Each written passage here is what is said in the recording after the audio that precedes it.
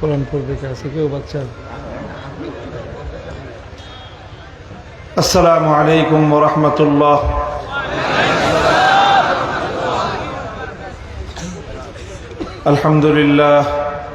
আলহামদুলিল্লাহ নাহমাদুহু ওয়া নাস্তাঈনুহু ওয়া নাস্তাগফিরুহু ওয়া নু'মিনু বিহি ওয়া নাতাওয়াক্কালু আলাইহি ওয়া নাশহাদু আন লা ইলাহা ইল্লাল্লাহু ওয়াহদাহু লা শারীকা লাহু ونشهد أن سيدنا ومولانا محمدا عبده ورسوله صلى الله تعالى عليه وعلى آله وأصحابه وبارك وسلم تسليما كثيرا.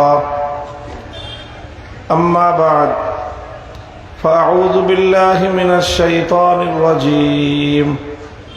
بسم الله الرحمن الرحيم. الحمد لله رب العالمين الرحمن الرحيم مالك يوم الدين إياك نعبد وإياك نستعين اهدنا الصراط المستقيم صراط الذين أنعمت عليهم غير المغضوب عليهم ولا الضالين آمين. وبالسند المتصل منا إلى الشيخ الإمام الهمام الحافظ الحجة أمير المؤمنين في الحديث أبي عبد الله محمد بن إسماعيل بن إبراهيم بن المغيرة الجعفي اليماني البخاري رحمه الله تعالى أنه قال: باب قول الله تعالى ونضع الموازين القسط ليوم القيامة وأن أعمال بني آدم وقولهم يوزن.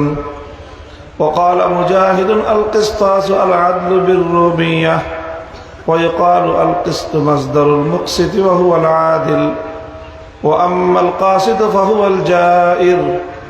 وبه قال حدثنا أحمد بن أشكاب قال حدثنا محمد بن فضيل عن عمارة بن القعقاع عن أبي زرعة عن أبي هريرة رضي الله تعالى عنه أنه قال: قال رسول الله صلى الله عليه وسلم: كلمتان حبيبتان إلى الرحمن خفيفتان على اللسان ثقيلتان في الميزان سبحان الله وبحمده سبحان الله العظيم. আল্লাহ পাক রব্বুল আলামিনের দরবারে শুকরিয়া আদায় করছি। আমি পবিত্র কোরআনে কারীমের সর্বপ্রথম সূরা এবং সবচেয়ে গুরুত্বপূর্ণ সূরাতুল ফাতিহা তেলাওয়াতের মাধ্যমে আমাদের আজকের যে অন্যতম উপলক্ষ, যা আমাদের স্নেহের কচিকাঁচা শিশু সন্তানদের কোরআনে কারীমের শিক্ষার সূচনা উদ্বোধন, সেটার আমি আমাদের ছাত্রদের মাধ্যমে ছাত্রদেরকে সেই কোরআনে কারীমের তেলাওয়াতের শোনানোর মাধ্যমে সেটার সূচনা করলাম। আল্লাহ পাক রব্বুল আলামিন আমাদের এই সকল শিক্ষার্থীদেরকে কোরআনের শিক্ষা পরিপূর্ণভাবে হাসিল করার তৌফিক দান করেন। দ্বিতীয় অন্যতম গুরুত্বপূর্ণ যে উপলক্ষ আমাদের জন্য, সেটা হলো খতমে বুখারী।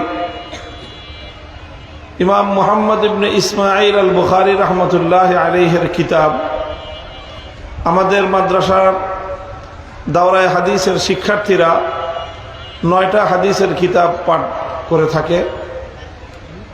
তার মধ্যে সবচেয়ে গুরুত্বপূর্ণ কিতাব হলো মুহাম্মদ ইবনে ইসমাঈল বুখারী রহমতুল্লাহ আলাইহির সংকলিত কিতাব সহিহুল বুখারী বা জামিউল বুখারী।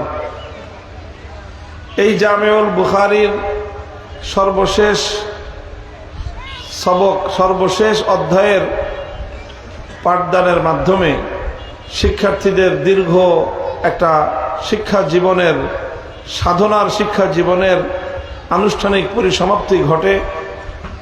আমাদের এই মাদ্রাসা থেকে যে সকল ছাত্রীরা, যে সকল শিক্ষার্থীরা সারা বছর পরিশ্রম করে আল্লাহ নবীর হাদিস গ্রন্থগুলো পাঠ করেছেন। আজকের যে হাদিসের অধ্যায় আমি আপনাদের সামনে পাঠ করলাম, এই অধ্যায়ের মধ্য দিয়ে তাদের এবছরের শিক্ষার যে ধারাবাহিকতা, আনুষ্ঠানিকতার পরিসমাপ্তি ঘটল।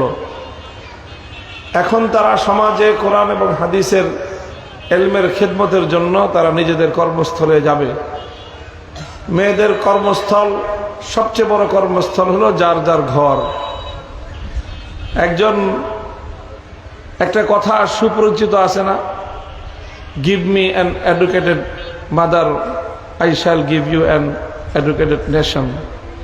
আমাকে একজন শিক্ষিতা মা উপহার দাও, আমি তোমাকে একটি শিক্ষিত জাতি উপহার দিব। এই কথাটা যতটা না শিক্ষার ক্ষেত্রে প্রযোজ্য, তার চেয়ে বড় বেশি প্রযোজ্য হলো এই, আমাকে তুমি একজন আদর্শ দিনদার মা উপহার দাও, আমি তোমাকে একটি আদর্শ ইসলামী সমাজ উপহার দেব। তো আমি বিশ্বাস করি এবং দোয়া করি, আপনাদের সকলের কাছেও দোয়া চাই, আমাদের এই মেয়েরা যেন আমাদের আগামীর সুন্দর সমাজ বিনির্মাণের সর্বপ্রথম বুনিয়াদ হিসেবে তারা কাজ করতে পারে। যে শিক্ষা তারা পেল, শুধু এই শিক্ষা তাদের জন্য নয়, সকলের জন্য এই কথা। কোরআন এবং হাদিসের জ্ঞান অর্জন করতে পারা, এই শিক্ষা অর্জন করতে পারা, এটা শুধু সম্মান এবং মর্যাদার বিষয় নয়, বরং এটা যতটা না সম্মান এবং মর্যাদার, তার চেয়ে অনেক বড় বিষয় হলো এটা দায়িত্বের বিষয়। এটা দায়িত্বের বিষয়। এ দায়িত্ব পালন করতে গেলে অনেক প্রতিকূলতার মোকাবেলা করতে হবে, অনেক বাধার বিন্ধ্যাচল পাড়ি দিতে হবে, কিন্তু সকল অবস্থায়, সব পরিস্থিতিতে নিজেদেরকে আল্লাহর দ্বীনের উপর, আল্লাহর কোরআন এবং নবীর হাদিসের আদর্শের উপর অটল এবং অবিচল রাখতে হবে। এটা হলো ইলমের গুরুত্বপূর্ণ কথা। যারা ইলমে দ্বীন, ইলমে ওয়াহি যাদের বক্ষে ধারণ করে, ইলমে ওয়াহি বক্ষে ধারণ করাটা এটা চারটিখানি কোনো বিষয় নয়। রাসূল আকরাম সাল্লাল্লাহু আলাইহি ওয়াসাল্লাম যখন সর্বপ্রথম ওয়াহি প্রাপ্ত হলেন, ওয়াহি লাভ করলেন হেরার গুহায়, এটা অনেক বড় সম্মানের বিষয় ছিল। কারণ এই পৃথিবীতে নবুয়তের চেয়ে, নবুয়ত লাভ করার চেয়ে বড় কোনো সম্মান এবং মর্যাদার বিষয় নাই। আছে? নবীদের সমমর্যাদার দুনিয়াতে আর কোনো মানুষ আছে?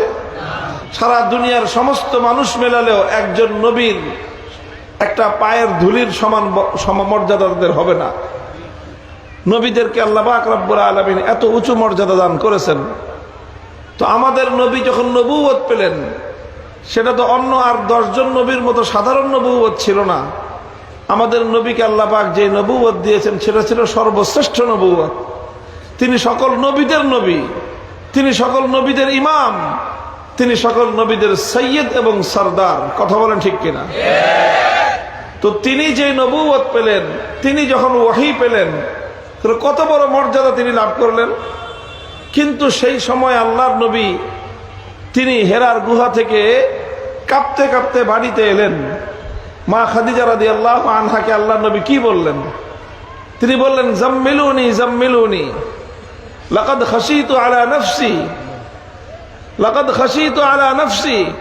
খাদিজা, আমি তো আমার জীবনের নিরাপত্তা নিয়ে আশঙ্কায় পড়ে গেলাম, আমি তো আমার জীবনের নিরাপত্তা নিয়ে শঙ্কিত হয়ে পড়লাম। আল্লাহর নবী ওহী পাওয়ার পরে তিনি তার জীবনের নিরাপত্তা নিয়ে ভয় পেতেছিলেন।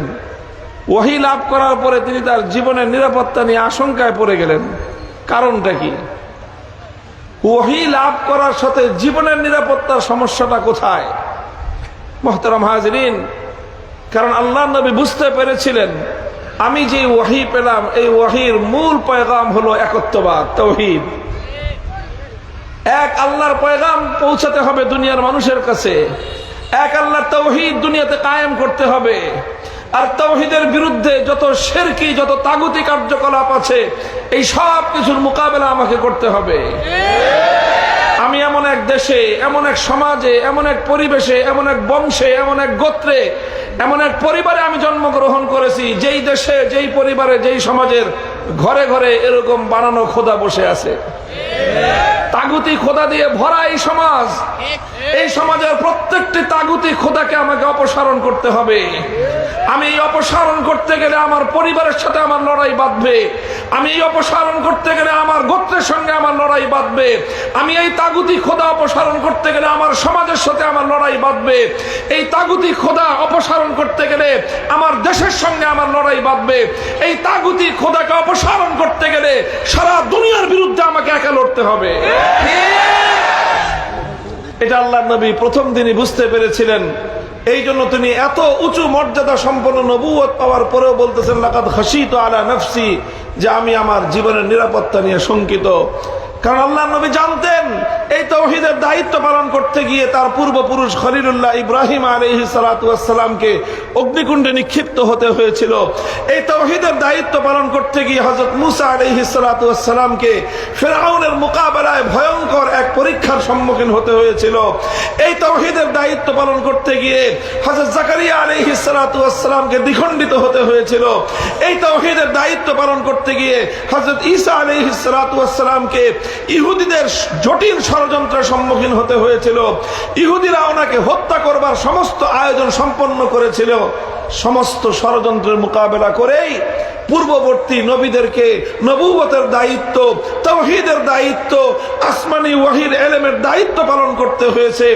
আর আমি তো সর্বশ্রেষ্ঠ নবুয়ত পেলাম, সুতরাং আমাকে অন্য সকল নবীদের চেয়েও দুনিয়ার সমস্ত তাগুতি এবং কুফরি শক্তির সবচেয়ে বেশি মোকাবেলা আমাকেই করতে হবে।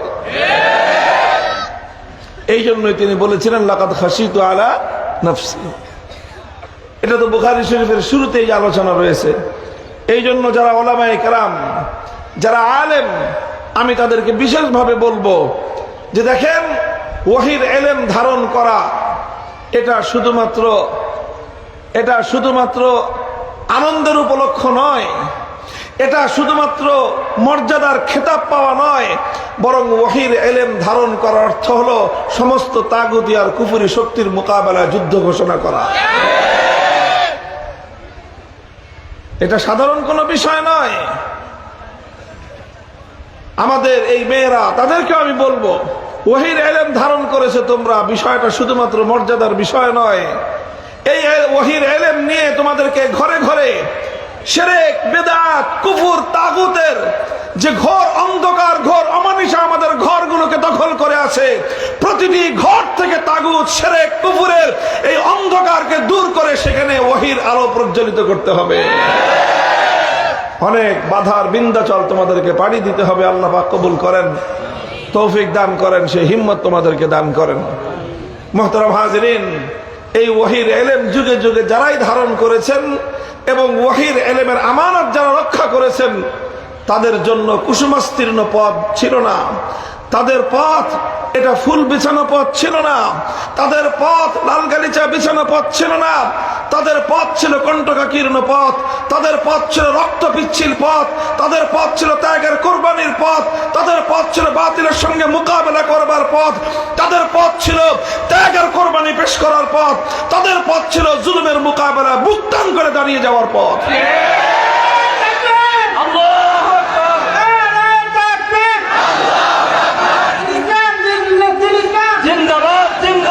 আপনারা দেখেন সেই ইমাম আবু হানিফা রাহমাতুল্লাহ আলাইহি জালিমের মোকাবেলা করতে করতে বন্দী হয়েছেন কারাগারে। ওনাকে ষড়যন্ত্রমূলক বিষ প্রয়োগ করে শহীদ করা হয়েছে, ওনাকে শাহাদাত বরণ করতে হয়েছে।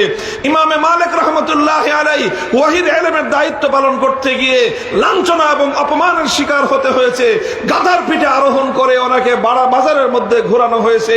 ইমাম আহমদ ইবনে হাম্বল রাহমাতুল্লাহ আলাইহিকে বন্দী করে কারাগারের মধ্যে আটকে রেখে প্রতিদিন বেত্রাঘাত করে করে ওনার শরীর থেকে রক্ত ঝরানো হয়েছে। ইমামে বুখারী রাহমাতুল্লাহ আলাইহি সময়ের শাসকের সাথে টক্কর লেগেছে। সেই টক্কর তিনি দিয়েছেন, সময়ের শাসকের সঙ্গে লড়াই করে দেশ ছেড়েছেন, হিজরত করেছেন, সব কিছু ছেড়েছেন, কিন্তু আসমানি ওয়াহির ইলমকে, তার মর্যাদাকে ভুলুণ্ঠিত হতে দেন না।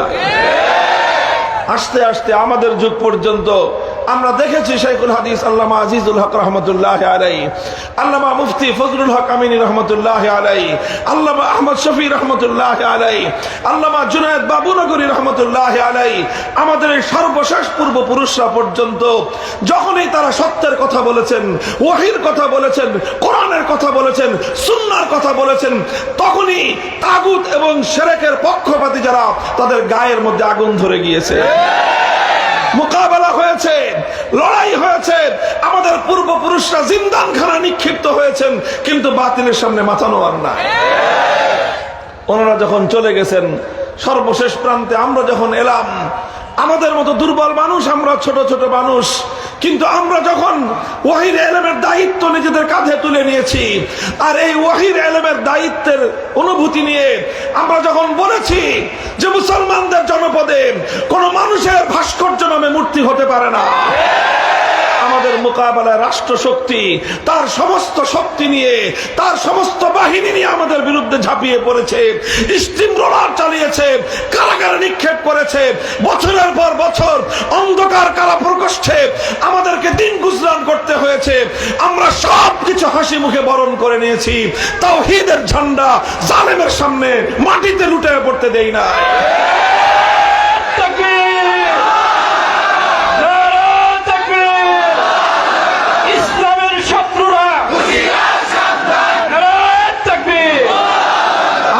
সামান্য হিম্মত করেছি, আল্লাহ পাক সাহায্য করেছেন। আমরা সামান্য হিম্মত করেছি, সাহায্য করেছেন আমার আল্লাহ। আল্লাহর পক্ষ থেকে সাহায্য এসেছে। কুদরত যখন সাহায্য করেছেন, আল্লাহর সাহায্য যখন জমিনে নেমে এসেছে, 16 বছরের ফ্যাসিবাদী, স্বৈরাচারী, ভিনদেশী, কৃতদাসী, পাহাড়ের মতো জগদ্দল পাথরের মতো চেপে বসা তাগুত এবং শিরকের রেসপেন্সার এই জমিনে এই জমিনে সমস্ত বাংলাদেশের মাটিটাকে যারা এভাবে মূর্তি দিয়ে ভরে ফেলতে চেয়েছিল, আল্লাহ পাক তাদেরকে এমন ভাবে উৎখাত করেছেন, বাংলার মাটিতে 1 ইঞ্চি জমি তাদের কপালে জুটে না। আপনি হিম্মত করেন,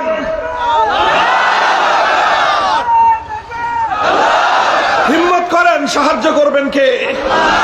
হিম্মত করেন, সাহায্য করবেন কে? আমার আপনার কাজ হলো পতাকা নিয়ে দাঁড়ায় থাকো, হকের পতাকা মাটিতে পড়তে দিও না। দেখবেন আল্লাহ পাক রব্বুল আলামিনের পক্ষ থেকে সাহায্য এসে আমাদেরকে সামনে রাস্তা খুলে দিবেন।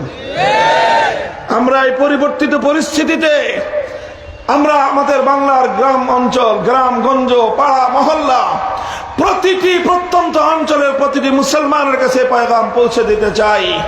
মুসলমান তৈরি হও, প্রস্তুত হও, ইনশাআল্লাহ আগামীর বাংলাদেশ হবে ইসলামের বাংলাদেশ।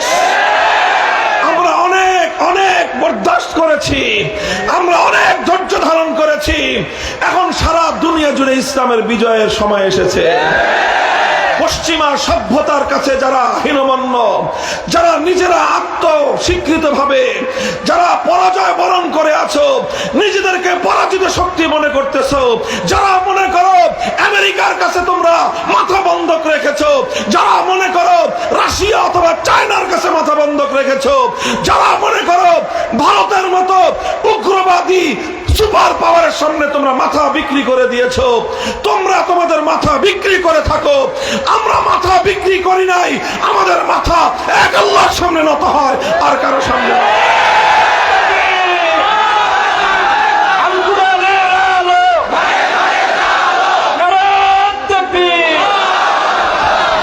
এই জন্য তারা তো ভয় পাবেই, যারা তাদের খোদা মনে করে আমেরিকাকে তারা ভয় পাবেই। যারা রাশিয়া, চায়না, ভারতকে নিজেদের খোদা মনে করে, ওরা কোনোদিন তাদের বিরুদ্ধে মাথা উঁচু করে দাঁড়াবার সাহস পাবে না, কারণ তারা ওদেরকে নিজেদের খোদা মনে করে। আর যারা আরশের মালিক রব্বুল আলামিনকে নিজেদের খোদা মনে করে, তারা রুশ, ভারত, চায়না, পাক কাউকে তারা নিজেদের খোদা মনে করে না। আমরা তাদেরকে বলি, হিম্মত করো, বুক টান করে দাঁড়িয়ে যাও, জালিমের সঙ্গে, স্বৈরাচারীর সঙ্গে, ফ্যাসিবাদের সঙ্গে, ইসলাম বিরোধী কোন অপশক্তির সঙ্গে আর আপোষ হবে না। আবার বাংলাদেশ, আগামীর বাংলাদেশ হবে ইসলামের বাংলাদেশ, খেলাফতের বাংলাদেশ। বাংলাদেশ খেলাফত মজলিস জিন্দাবাদ। নারায়ে তাকবীর। রহমতুল্লাহি আলাইহি সর্বশেষ যে অধ্যায় আমি আপনাদের সামনে পাঠ করেছি, সেই অধ্যায়ে উম্মতকে দুটি শিক্ষাই দিয়েছেন। তিনি সাব্যস্ত করেছেন যে মুসলমানদের কথা, ইসলামের বিশ্বাস, আল ওয়াজনু হাক্কুন, ওজন হবে। আল্লাহ পাক বান্দার আমল ওজন দিবেন, সন্দেহের কোনো অবকাশ নাই। একদল মানুষ ওজনের বিষয়ে সন্দেহ করে। কেন সন্দেহ করে? কারণ বিষয়টা তাদের বুঝে আসে না যে আমল ধরা যায় না, ছোঁয়া যায় না, স্পর্শ করা যায় না, এটাকে আবার ওজন দিবে কিভাবে। কিন্তু ইসলাম বলে যে না, ওজন হবে। ইমাম বুখারী রহমতুল্লাহি আলাইহি মানুষের আমলের ওজন দেওয়াকে তিনি সাব্যস্ত করেছেন এবং প্রমাণের দ্বারা তিনি প্রমাণিত করেছেন। কি প্রমাণ দিয়েছেন? দুটো প্রমাণ দিয়েছেন। এক নম্বর প্রমাণ আল্লাহর কোরআনের আয়াত, ওয়ানাদাউল মাওয়াজিন আল কিসত লিয়াউমিল কিয়ামাহ। কোরআনের আয়াতের দ্বারা সাব্যস্ত হয় আল্লাহ পাক কিয়ামতের দিন মানুষের আমল পরিমাপ করার জন্য আল্লাহ পাক ব্যবস্থা স্থাপন করবেন, যেটার দ্বারা আমল পরিমাপ করা যাবে। কোরআনের দ্বারা যেহেতু প্রমাণিত হয়েছে আল্লাহ পাক মানুষের আমল ওজন দেওয়ার ব্যবস্থা স্থাপন করবেন, দ্বিতীয় প্রমাণ দিয়েছেন আল্লাহ নবীর হাদিসের দ্বারা। আল্লাহ নবী বলেছেন, কালিমাতান, দুটি কথা এমন রয়েছে, হাবিবাতান ইলার রহমান, যেই দুটি কথা রহমান আল্লাহর নিকট অনেক বেশি প্রিয়। খফিফাতান আলাল লিসান, মুখে উচ্চারণ করা খুব সহজ, কিন্তু সাকিলাতান ফিল মিজান, কিয়ামতের দিন আমল পরিমাপ করবার যন্ত্রের মধ্যে এই দুটি কথার নেকি অনেক ভারী হয়ে যাবে। দুটি কথা হলো দুটি তাসবিহ। এক নম্বর তাসবিহ হলো সুবহানাল্লাহি ওয়া বিহামদিহি, দ্বিতীয় নম্বর তাসবিহ হলো সুবহানাল্লাহিল আযীম। হাদিসের দ্বারাও প্রমাণিত হলো যে কথার মধ্যে ওজন আছে, কথার মধ্যে ওয়েট আছে, এবং আল্লাহ পাক বান্দার সমস্ত কথা এবং আমলকে ওজনের আওতায় আনবেন। সুতরাং কোরআন এবং হাদিস দ্বারা যেহেতু সাব্যস্ত হয়ে গেল, এখন আর মুসলমানদের জন্য তৃতীয় কোনো প্রমাণের দরকার নাই। কথা বলেন ঠিক কিনা? এটাই হলো মূল পয়গাম বুখারী রহমতুল্লাহি আলাইহির। যখন কোনো কথা কোরআন হাদিসের দ্বারা সাব্যস্ত হয়ে যাবে, মুমিনের জন্য তৃতীয় কোনো প্রমাণ চাওয়ার প্রয়োজন নাই। মুমিনের কথা সেই কথা হবে যেই কথা কোরআন হাদিস দ্বারা প্রমাণিত। মুমিনের কাজ হবে সেই কাজ যেই কাজ কোরআন হাদিসের দ্বারা প্রমাণিত। মুমিনের প্রফেশন হবে সেই প্রফেশন, মুমিনের পেশা হবে সেই পেশা যেটা কোরআন হাদিসের দ্বারা প্রমাণিত। মুমিনের ব্যবসা বাণিজ্য হবে সেই ব্যবসা বাণিজ্য যেটা কোরআন হাদিসের দ্বারা প্রমাণিত। মুমিনের বিচার ব্যবস্থা হবে এমন যেই বিচার ব্যবস্থা কোরআন হাদিসের দ্বারা প্রমাণিত। মুমিনদের রাষ্ট্র চলবে এমন ভাবে কোরআন হাদিস দ্বারা যেভাবে রাষ্ট্র পরিচালনা করতে হয়। মুমিনরা যদি রাজনীতি করে এমন রাজনীতি করবে যেই রাজনীতি আল্লাহর কোরআন এবং হাদিসের দ্বারা প্রমাণিত হয়। আল্লাহ পাক রব্বুল আলামিন আমাদের সকলকে ইমামে বুখারী রাহমাতুল্লাহি আলাইহির সর্বশেষ এই শিক্ষা বক্ষে ধারণ করে জীবন পরিচালনা করার তৌফিক দান করেন। সুবহানাল্লাহি ওয়া বিহামদিহি, সুবহানাল্লাহিল আযীম, সুবহানাল্লাহি ওয়া বিহামদিহি, আদাদা খালকিহি ওয়া রিদা নাফসিহি ওয়া জিনাতা আরশিহি ওয়া মিদাদা কালিমাতিহি, সুবহানাল্লাহি ওয়া বিহামদিহি, সুবহানাল্লাহিল আযীম। আল্লাহুম্মা সাল্লি আলা মুহাম্মদ ওয়া আলা আলি মুহাম্মদ কামা সাল্লাইতা আলা ইব্রাহিম ওয়া আলা আলি ইব্রাহিম ইন্নাকা হামিদুম মাজিদ। ইলাহুল আলামিন, রব্বুল আলামিন, আমাদের শিক্ষার্থীরা দীর্ঘ সময় ধরে আয় আল্লাহ আপনার নবীর হাদিসগুলো অধ্যয়ন করেছে, পাঠ করেছে, ইলম শিক্ষা করার চেষ্টা করেছে। ইলাহুল আলামিন, তাদের সকলকে আপনি উপকারী ইলম, ইলমে নাফে নসিব করে দেন। তাদের বাবা মা, অভিভাবক বৃন্দ যারা তাদেরকে কোরআন হাদিসের ইলম শিক্ষা করার জন্য ওয়াকফ করেছেন, আয় আল্লাহ ওই সকল অভিভাবক এবং পিতা মাতাকে দুনিয়া এবং আখিরাতে ইজ্জতের জিন্দেগি দান করেন। ইলাহুল আলামিন, রব্বুল আলামিন, কোরআনে পাকের আয় আল্লাহ তেলাওয়াতের সূচনা, বুখারী শরীফের খতমের এই মোবারক মাহফিলে আয় আল্লাহ আমরা বহু মানুষ আপনার শাহী দরবারে হাত উত্তোলন করেছি গো আল্লাহ। আমাদের জিন্দগির সমস্ত গুনাহগুলি মাফ করে দিন, সমস্ত নেক আমলগুলোকে আল্লাহ আপনি কবুল এবং মঞ্জুর ফরমান। আয় আল্লাহ আমাদের মধ্যে যারা অসুস্থ আছে শিফায়ে কামিলা আজলা কুল্লিয়া নসিব করে দিন। আয় আল্লাহ অনেক মানুষ আছে আমাদের মধ্যে পেরেশান, এমনও পেরেশানি আছে বলবার কেউ নাই, শুনবার মতো কেউ নাই, মাবুদ গো ভাষায় ব্যক্ত করার মতো নাই। কিন্তু আল্লাহ আপনি তো একমাত্র সত্তা, যিনি আলিমুম বিমা ফিস সুদূর, আপনি অন্তর্যামী। আল্লাহ প্রত্যেকের দিলে সেই সকল পেরেশানিগুলোকে আপনি দূর করে দিন। ইলাহুল আলামিন রব্বুল আলামিন এই বেগম রোকেয়া মাদ্রাসাকে আপনি কবুল ফরমান, তালিম তারবিয়াত তামির মালিয়াত সব দিক থেকে তারাক্কি এবং উন্নতি নসিব করুন। সমস্ত প্রয়োজনকে গায়েবের খাজানা থেকে পুরা করে দিন। আয় আল্লাহ, এই মাদ্রাসা থেকে শিক্ষা সমাপনকারী আমাদের মেয়েদেরকে দিয়ে আয় আল্লাহ অঞ্চলের ঘরে ঘরে আপনি হেদায়েতের মশাল প্রজ্বলিত করে দিন। আয় আল্লাহ, একটি এমন জাতি গঠন করার তৌফিক দান করুন যে জাতি আপনার কোরআন এবং নবীর সুন্নাহ আদর্শ মোতাবেক পরিচালিত হয়। ইলাহুল আলামিন সমস্ত তাগুত এবং বাতিল শক্তির মোকাবেলা করার মতো আমাদেরকে তৌফিক এবং হিম্মত নসিব করে দেন। আমাদের এই সোনার মাতৃভূমির প্রতি ইঞ্চি মাটিকে আয় আল্লাহ আপনি ইসলামের ঘাঁটি হিসেবে কবুল করে নিন। আল্লাহুম্মা সাল্লি আলা মুহাম্মদ ওয়া আলা আলি মুহাম্মদ কামা সাল্লাইতা আলা ইব্রাহিম ওয়া আলা আলি ইব্রাহিম ইন্নাকা হামিদুম মাজিদ। ربنا تقبل منا إنك أنت السميع العليم وتب علينا يا مولانا إنك أنت التواب الرحيم سبحان ربك رب العزة عما يصفون وسلام على المرسلين والحمد لله رب العالمين.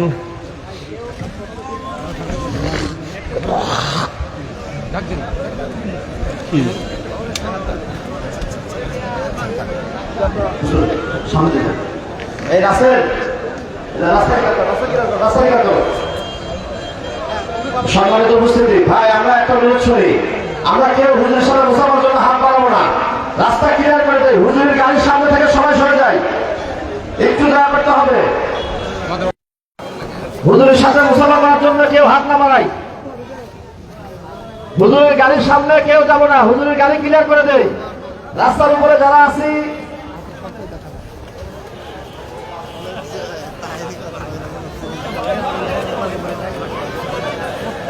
আচ্ছা, আমাদের অভিভাবক যারা আছেন আমাদের সাইকেল সাহেবের হাত থেকে আপনাদের প্রশ্নগুলো নিয়ে যান। আলহামদুলিল্লাহ, আসলে খতনে বুখারী আলোচনা একরকম এবং জেলার প্রোগ্রামের আলোচনা আরেক রকম। এখনই হুজুর জেলার প্রোগ্রামে চলে যাচ্ছেন, ওখানে জেলার প্রোগ্রাম হবে, আমরা সকলে সেখানে যাওয়ার চেষ্টা করি। বিশেষ করে ওলামায়ে কেরাম যাদের ইয়ে আছে, মুন্ডা আছে, মেহরবানি করে